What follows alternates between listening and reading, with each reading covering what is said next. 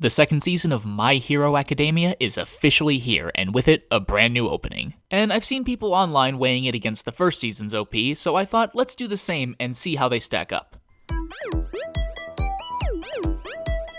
Also, quick spoiler warning for the first season of this show. If you're cool with that, cool, but if you want to know what this show is all about in a non-spoilery fashion, link to my video about that in the description down below. But let's start with what I think most people are talking about, the song.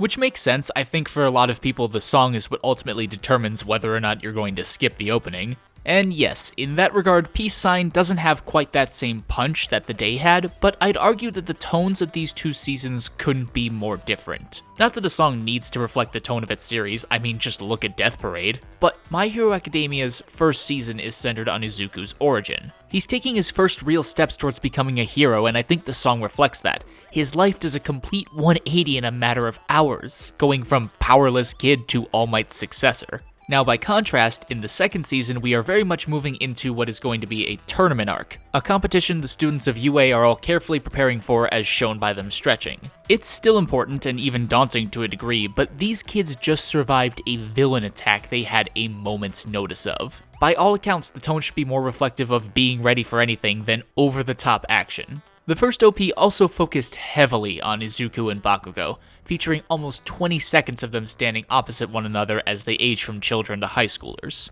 It makes sense, as the relationship is a crucial part of the first season leading up to the villain attack, which unsurprisingly is what comes next in the OP.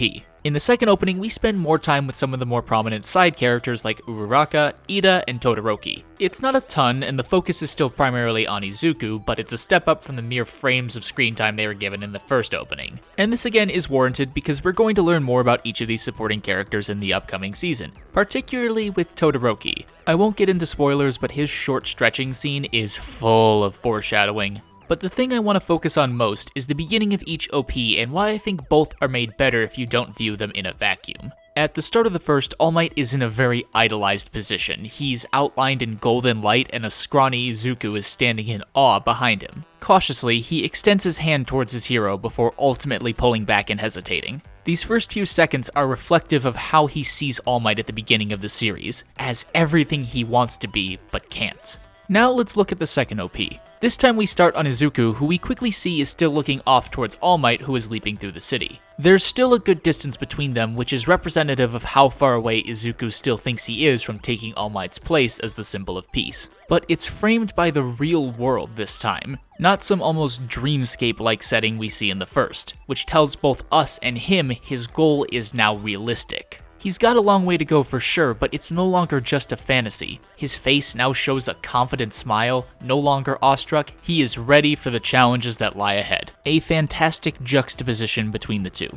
But I am a sucker for this show in general, so I understand if my opinion comes across as slightly tainted. Neither I think are outstanding OPs, but the second one is growing on me the more I listen to it, and I think it's appropriate for the first half of the season, and I can't wait to see what's next. But what do you guys think? Agree? Disagree? Let me know down below. Thank you guys as always for watching. Be sure to like and subscribe for more, and I will see you guys next week with a brand new On Geek.